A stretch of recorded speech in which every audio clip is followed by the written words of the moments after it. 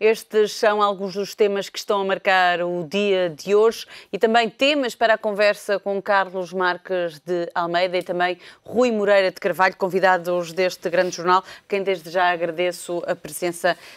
Começo por si, Carlos Marques de Almeida. Vamos começar pelo déficit, que foi conhecido durante a tarde, um valor para os três primeiros trimestres do ano, 5,6%. É um expectável ou seria um número superior que se estava à espera?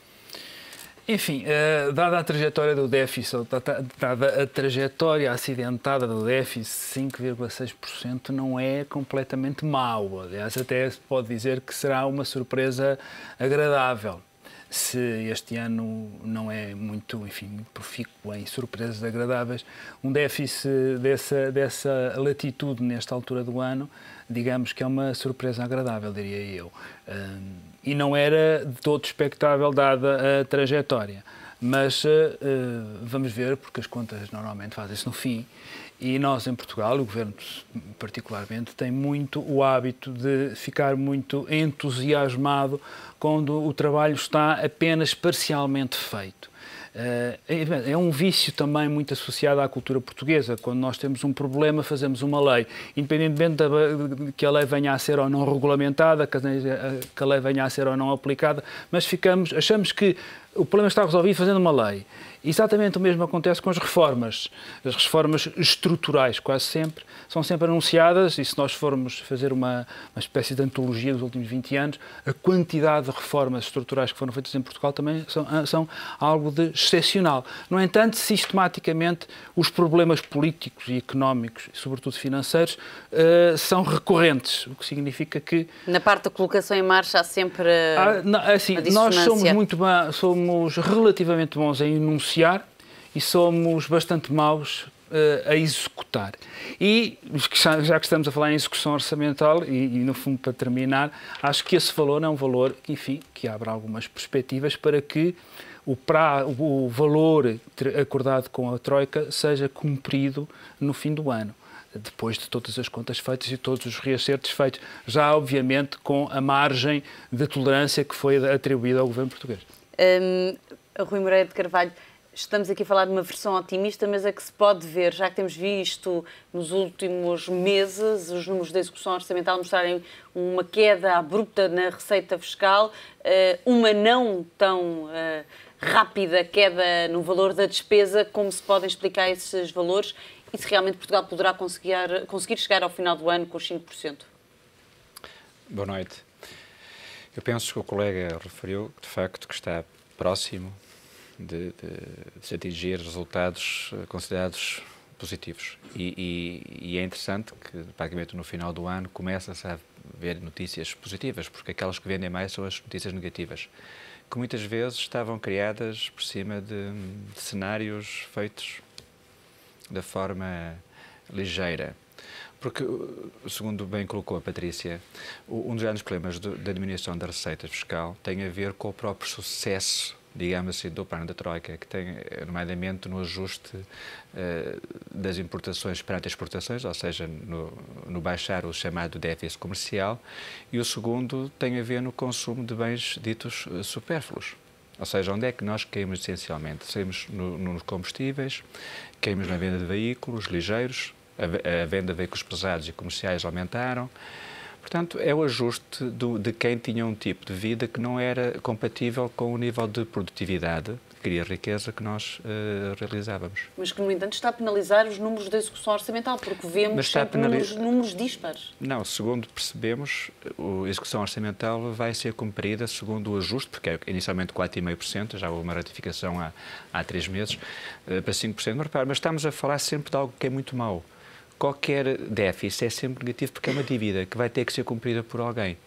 Portanto, 5%, se fosse 6, se fosse 7, era sempre mau. Se fosse 4, quando for 3, ele tem que ser, o país será autossustentável quando pelo menos estiver muito perto do superávit. Ou quando criar dívida, que é dívida produtiva, ou seja, que é no setor de formação de capital fixo, que é a indústria. Quando a dívida é feita em conversas, em PowerPoints, em pareceres, digamos, ela não é dívida que seja recuperada mais tarde. Portanto, o caminho penso que está a ser feito. Repare que bem colocou o colega, estamos a falar de 1 ano e meio. Portanto, 1 ano e meio é curto para fazer história. Eu recordo de uma palavra de Deng Xiaoping, quando Kissinger referia-se à Revolução Francesa, e ele disse: ainda é curto para fazer história sobre a Revolução Francesa.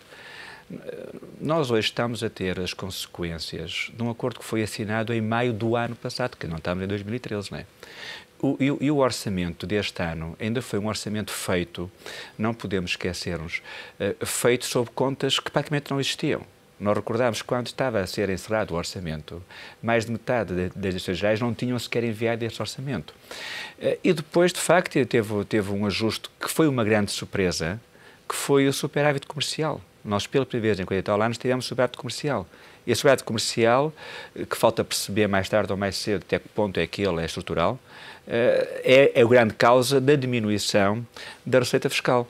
Porque em termos de cortes baseados nos salários, que também é algo que não é estrutural, que é conjuntural, a despesa, o corte na despesa foi conseguido, aliás, foi ultrapassado.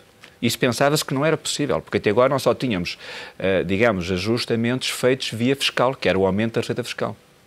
Então, pelas suas contas, o facto de estarmos ainda em dúvidas sobre se o Eurostat irá ou não aceitar as verbas da concessão da ANA, poderá não ser necessário ou Portugal precisa mesmo dessas verbas? Portugal precisa, porque já ultrapassou, já foi dito, já ultrapassou. Desta extraordinária, que é uma mentira, digamos assim, uma mentira fiscal, mas é uma mentira conveniente.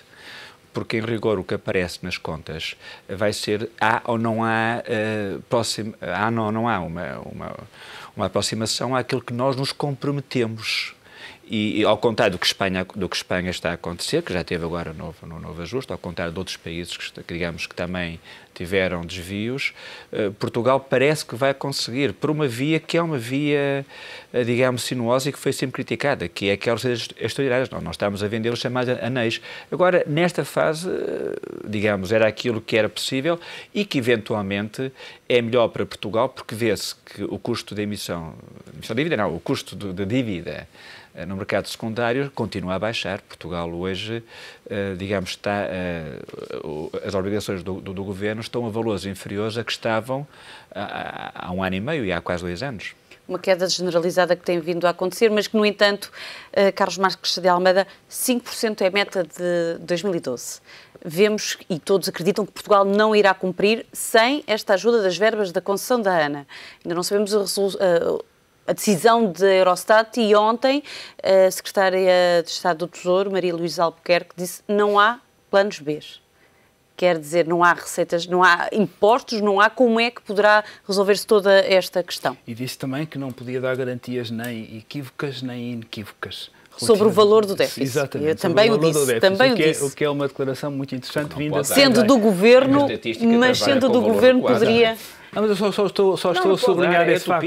Eu também não disse que... Mesmo em janeiro e fevereiro não se consegue. Eu também não disse que a Secretária de Estado do Tesouro podia dar. Eu achei foi curioso a forma como a senhora respondeu à questão, o que é uma coisa completamente diferente. E na minha a chamada de atenção não há propriamente um juízo de valor sobre o significado político da resposta. Acho que a forma que foi encontrada para responder relativamente ao déficit foi uma forma airosa e interessante. Só e não mais do que isso. Mas dizia-me relativamente ainda a um ponto sobre o déficit. Eu acho que é interessante que tem havido um esforço muito grande da parte do Governo e uma crítica muito grande da parte da oposição relativamente à forma como o ajustamento está a ser efetuado. Ou seja, não àquilo que foi acordado no memorando, mas sim à execução e ao modo como essas metas são cumpridas. O Partido Socialista diz que certamente teria uma receita que não esta, mas isso é do domínio contrafactual, porque jamais, em circunstância alguma, o Partido Socialista vai ter a experiência, vai poder executar essa experiência. Logo, aquilo que diz fica apenas no domínio das intenções e eu acho que a grande maioria dos portugueses não acredita verdadeiramente no discurso político da oposição nesta altura. A questão é na forma como o Governo, essa sim é o que nos interessa, é o que interessa aos portugueses, está a fazer esse ajuste. E o que tem acontecido é, nós verificamos que se repete uma tendência, que é uma tendência muito própria da política portuguesa, que é chegar ao número final. atingir o número final. É designada uma meta, é designado um objetivo e não importa como chegamos ao objetivo. O objetivo é os 5%, temos de chegar aos 5%, ponto final. Obviamente que vamos ver como é que essa meta dos 5%, e estamos a partir, enfim, do cenário de que os 5% mais 0,1, mais 0,2 serão, obviamente, cumpridos. Mas o que é importante, o que eu julgo eu, é que há uma percepção errada na forma de analisar o problema desta forma. Porque a partir do momento em que aquilo que tem que ser feito é, sobretudo, uma mudança estrutural, ou seja, Portugal não pode continuar a ser governado como foi governado nos últimos 30 anos. As mudanças que têm que ser feitas têm que ser, sobretudo, estruturais. Significa que o número a atingir, o que é relevante no número a atingir, é o modo como se chega a esse número, não o próprio resultado em si. O resultado final propriamente dito. E nesse sentido é que o trajeto do governo tem sido um pouco sinuoso e há alguma dificuldade de percepção daquilo que é a ideia que o governo tem de Portugal para os próximos 5 ou 10 anos. Porque nesta primeira fase, e lá está, nesta primeira fase tem de se fazer esse reacerto estrutural, tem que se começar a governar Portugal de uma outra forma, porque o modo, e como foi dito e muito bem, é completamente insustentável. Portugal não pode endividar-se ao ritmo de 10% ao ano, como fez nos últimos 10 anos. É impossível. Pode ter um déficit, certamente, se produzir a riqueza suficiente para pagar o serviço da dívida. Muito bem. Mas tem de uma vez por todas, e aqui obviamente há algum otimismo, mas tem, sobretudo, de pensar no modo, e não é sistematicamente com expedientes contabilísticos ou com receitas extraordinárias que se vai resolver o problema estrutural do país. E a questão é, nós vamos cumprir os 5%. Mas a questão tem que se pôr. E será que Portugal é governável ou pode ser governado de uma outra forma nos próximos 5 ou 10 anos? Esta é a questão. Neste momento ainda não existe resposta. Mas essa é a questão que deve ser posta e é deste modo que nós devemos olhar para os números. Não, de alguma forma, como é comum, numa espécie do sortilégio do quantitativo, ou seja, tudo se resume a uma espécie de sortilégio do quantitativo, quando aquilo que é processual, aquilo que é procedural, é muito importante e, neste caso, fundamental. Recordo-me quando tivemos, lembrando-nos da tirania nos números, os 7% de juros pagos, agora os 5% a atingir de déficit, são sempre a tirania dos números. A primeira vez, o primeiro contacto que eu tive com o memorando, quando foi assinado, antes das revisões e dos reacertos que foram feitos, foi a percepção imediata de que em Portugal não se governa desta forma, ou seja, não se faz um elenco de medidas, essas medidas são quantificadas e depois são calendarizadas. Não se governa assim em Portugal. Portanto, haveria certamente uma dificuldade de aplicar esse método. Mas esse método tem uma virtude, é alertar-nos. Esse método só tem virtudes. Tem uma virtude. Tem muitas, para mim tem muitas. E de facto foi, e na altura recordo precisamente que foi muito comentado. Não é uma, não estou a dizer que tem uma única virtude. Tem uma virtude no sentido de ser virtuoso. No seu ser todo. Virtuoso é... E de responsabilizar. Se nós conseguirmos, de facto, imprimir essa lógica de governação e de responsabilização dos governantes naquilo que é o Governo da República. E nesse sentido, se isso for possível, é um enormíssimo progresso. E de conseguir, porque eu fico... Há mudanças conceituais, no fundo estou de acordo, agora o caminho nem por isso. Mas porquê? Porque há mudanças conceituais da forma de pensar. Eu recordo-me que eu sou um simples, digamos, engenheiro de máquinas que se virou para as economias. Portanto, aí os números para mim são fundamentais. É ou não é? E reparo que foi o ponto de partida, como bem disse o colega, inequívoco, como é que disse a secretária, que eu não vi, mas... Ela não dava garantias, nem equívocas, nem inequívocas. E nós começámos por comentar isso e a seguir dizemos que afinal os números não valem a pena. Então... temos que optar qual delas nós queremos. Mas quem é que disse isso? Não, o raciocínio. Quer dizer, o ser 5, ao ser mais ou menos, de facto, não é tão relevante pela forma como ele é feito. Pela forma que é o tal receita extraordinária, que estava prevista, que o total das receitas das privatizações eram cerca de 5,5 mil milhões, a acrescentar os Correios, a acrescentar a EGF, a Águas Portugal, que ainda falta. E já foi ultrapassado. Ou seja, tudo isso milhões. estava previsto para chegar ao número final, que é o número que os economistas gostam de trabalhar e que são relevantes. e que são relevantes, porque em qualquer peça processual está sempre o número. Que atingiu ou não atingiu, se não atingiu, tem... o número não era irrelevante. Não, mas estou a dizer. Agora, o aspecto da mudança, repito, que há bocado referi, que vai sentir muito mais tarde. Mas os passos estão a ser feitos. Estão a ser feitos, por exemplo, quando se pensa cada vez mais na internacionalização. Hoje qualquer empresa pensa em mudar-se. É preciso ver que em 1985, Portugal exportava 30% da economia. 20 anos depois, Portugal exporta o mesmo. 35 anos depois, exporta o mesmo. E então, nós em 2010 exportávamos 30% da economia. Hoje, este ano, em 2012, vamos exportar cerca de 37% da economia. Isto é notável, este esforço. Mas o esforço é que nós temos dificuldade, muitas vezes, as empresas, em comprar mercadoria. Porquê? Porque o nosso nome não está afamado na praça. Perguntam, eu estive, quando viajamos, perguntam, então, mas Portugal paga ordenados, Portugal não está falido. Porque o discurso nosso é um discurso sempre miserabilista. Nossa, normal, veste a televisão, liga o jornal. Eu ontem li o Expansião e tinha 10, o Expansião de Espanha, e tinha 10 sonhos para a Espanha. Então tinha 10 medidas que sugerem que Espanha vai ter um ano melhor do que aquilo que se estimava há um mês ou 2 meses que viria a ter. Ora, nós não temos este discurso. Então, quem nos está a emprestar dinheiro, quem está a dar crédito às empresas portuguesas, quem está a comprar mercadoria portuguesa, pergunta se as nossas empresas daqui a 6 anos, daqui a 6 meses, têm capacidade de honrar os compromissos que hoje querem assumir. Portanto, nós damos os tiros nos nossos próprios pés. O que está a ser feito é feito não é pelos governos. Os governos levem-os o vento. Está a ser feito pelos portugueses. Qualquer um de nós sente esse esforço.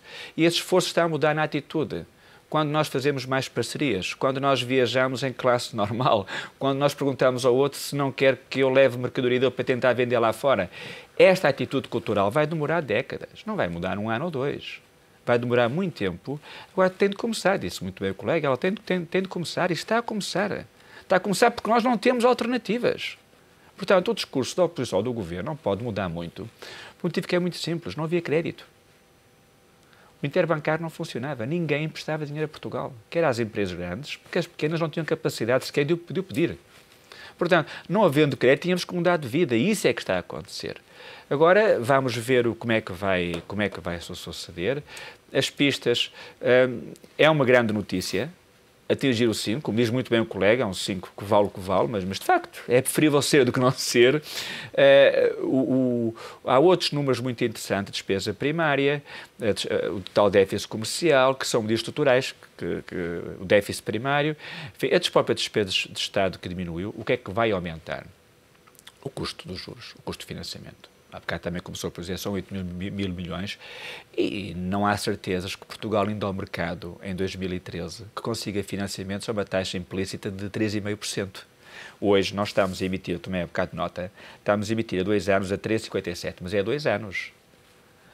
O Governo não consegue emitir constantemente a 2 anos, ele tem que emitir a 10 anos. Significa que ainda tem a cobertura da Troika, nesses 2 anos. Não, já não tem. Não, porque vem-se em setembro do ano que vem. Deste ano já. Aqui já é fora da Troika. Há 2 anos já está fora da Troika. E, por exemplo, há 5 anos está a 6,89. Espanha está a 5,31. Portanto, o ajustamento há um certo catching up. Vamos ver o que é que vai suceder, mas o que vai suceder vai depender somente dos portugueses e da nossa capacidade de comunicar e de fazermos a afirmação pela positiva. E como bem colocava, a grande questão da Troika, e a grande questão que a própria sociedade está a pôr, o ACP, o Dólar Portugal, está a colocar alguns governantes do governos anteriores, é pedir responsabilidades pelos atos que foram feitos. Porque isto tem que ser pedido. Se alguém assina um contrato a dizer que se compromete a ter determinadas metas, ele deve atingi-lo. E se ele conseguir, deve ser valorizado. E se ele não conseguir, olha, não conseguiu. Quer dizer, não há aqui desculpas, que era tudo servia. Responsabilização. Tem que haver, porque a responsabilização é a condição necessária para o mérito. E o mérito é a condição suficiente para que haja aumento de produtividade e criação de riqueza. Responsabilização de um governo, por exemplo, atual, que está a vender em catadupla empresas nacionais, como foi o caso agora da ANA. Foi uma boa escolha, escolhemos a proposta com o valor mais elevado, dizendo o Governo também que tem conhecimentos técnicos, mas estamos a falar de uma empresa que tem concessões rodoviárias, em termos de aeroportos tem no Camboja. A empresa que adquiriu a ANA. Sim, a que foi a vencedora. Concorda? Acha que existem outras escolhas possíveis? Só um ponto em relação àquilo que foi dito. Eu também tenho uma formação de engenharia, mas não virei para a economia, virei para a política. Portanto, os números para mim são algo de fundamental. E os números também são sempre objeto de variedíssimas interpretações, ao contrário do que as pessoas pensam, que os números são objetos imóveis e inamovíveis e que têm apenas uma única visão, uma única projeção quantitativa e não é de facto real. Daí, e dada a minha formação, eu acho muito curiosa a formulação que a Secretária de Estado do Tesouro fez sobre os números do déficit. Claro que para um engenheiro um número é fundamental, mas para um engenheiro também é fundamental a forma como se chega a esse número. E neste momento, em Portugal, é fundamental, é o modo como nós vamos mudar a forma de governar e, sobretudo, incutir nos portugueses um outro espírito que vá para além deste espírito que de alguma forma reinou nos últimos 30 anos. E isso, mais uma vez, é algo que é diferido no tempo. Portanto, o governo que lá está neste momento está, de alguma forma, a definir as condições que, de alguma forma, vão enquadrar aquilo que será Portugal daqui a 10 anos. Muito para lá do seu mandato. Portanto, esse trabalho de começar a fazer hoje, sabendo que forçosamente os resultados só serão perfeitamente perceptíveis num horizonte de uma década, no mínimo. E isso é que tem que ser explicado aos portugueses e, mais uma vez, num sentido de modificação do seu horizonte de expectativas e modificação também daquilo que é a percepção do seu próprio país. Isso é fundamental. Mas dizia-me em relação das privatizações, Exato. Sobre esta há uma enormíssima discussão. Há uma enormíssima discussão e há um enormíssimo ruído em torno das privatizações. Basta observar-se a discussão em torno da não privatização ou da TAP. Isso à parte, falando novamente nos números, já foi alcançada a meta, ultrapassada a meta do governo de 5,5 Exato, já estamos em 6,4 mil milhões. 6,4 mil milhões é o que se fala. Pronto, Só à parte que já foi ultrapassada. Sim, e obviamente, mais uma vez, são boas notícias. O único problema é que só há uma ANA para ser privatizada, só há uma TAP para ser privatizada, portanto... Não há mais truques. Não há mais truques. Mas o que eu queria dizer, de facto, é que há de facto um grande ruído, e é um ruído político, porque não há propriamente uma avaliação técnica daquilo que têm sido os processos de privatização. E o ruído é, sobretudo, um ruído político. Do ponto de vista do Partido Socialista é muito interessante, porque muitas destas privatizações já estavam consignadas em acordos anteriores e foram assinadas no memorando, mas, entretanto, as vicissitudes da política têm estas curiosidades. Têm estas curiosidades. Neste caso, o Governo parece ter escolhido a melhor oferta. A empresa é uma empresa que tem know-how, é uma empresa que ganha escala adquirindo a ANA e, segundo o comunicado da mesma, torna-se um partner preferencial e um partner importante naquilo que é a gestão aeroportuária em termos europeus e mundiais. Pode ser a alavanca para a entrada da Europa. O que é interessante, pronto, significa que, do ponto de vista da criação de valor para a empresa, a aquisição da ANA é um passo estratégico muito importante. E há aqui também um ponto interessante. A Vinci é também acionista na Ponte Vasta Gama, na Lusoponte. No fundo, que poucos sabem. Tem o monopólio da travessia do Tejo. E a última hipótese de criação de construção do próximo novo aeroporto de Lisboa seria Alcochete. Portanto, a Vinci terá, nesse sentido, todo o interesse, ponto 1, porque também é uma empresa de construção, está habituada a construir e, nesse sentido, muito da sua criação de valor passa pela construção. Portanto, há, no horizonte, segundo o Secretário dos Transportes, de 15, 20 anos, essa possibilidade será discutida. Portanto, a empresa tem toda a vantagem de ser ela a construir um novo aeroporto, para além da receita acrescida que tem, dada as concessões da travessia do Tejo, criado pelo acréscimo de movimento criado, o que não deixa de ser interessante. Eu só faço uma pequena ressalta, ou seja, parece-me, independentemente do modelo, e o modelo foi este, não foi foi uma privatização a 100%, não por tranches, e não em bolsa, de uma dispersão em bolsa. E parece muitas vezes a crítica do Partido Socialista é que acha que a transparência absoluta, que é uma ideia profundamente totalitária, passa sobretudo é algo que é implícito no discurso, e eu estou a fazer uma interpretação benigna das palavras da oposição. Acha que as previsões deviam ser feitas por tranches e em mercado, em dispersão em bolsa. Enfim, este modelo que o Governo optou é um modelo mais expedito e, dado os constrangimentos de tempo que nós temos, será talvez o mais indicado e que dá mais garantias. Pronto. Eu só tenho uma ressalva. É o período da concessão, que são 50 anos. São praticamente 2 gerações. E isso, no fundo, Portugal, de alguma forma, prescinde da gestão da sua infraestrutura aeroportuária por um espaço de meio século, de quase 2 gerações, o que eu acho que talvez seja excessivo.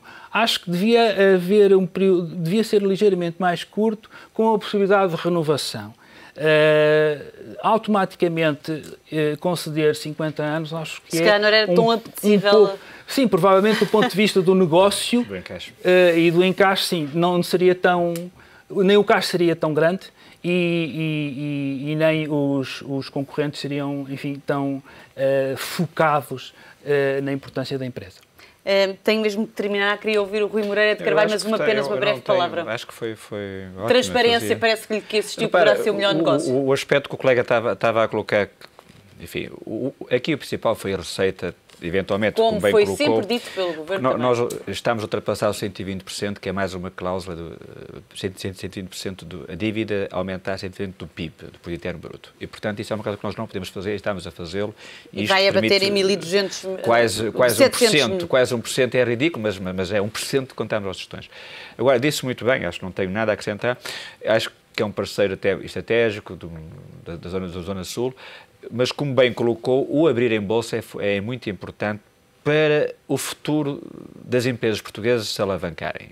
Ou seja, a nossa bolsa está completamente incipiente. Pronto, as empresas estão a sair. E que realmente agora está isso foi uma pena que não tenha acontecido. Poderia também dar algum fôlego à bolsa Iria dar, portuguesa. seguramente queria dar, porque é uma empresa com dimensão, tem 3.000 milhões, não há muitas com este volume. Mas essa hipótese da dispersão em bolsa devia ser também mais vocalizada e mais discutida, e é uma hipótese que está completamente posta de lado, dada a urgência e a questão toda é isto, é que nós estamos todos a reboque, isto não foi feito com tempo.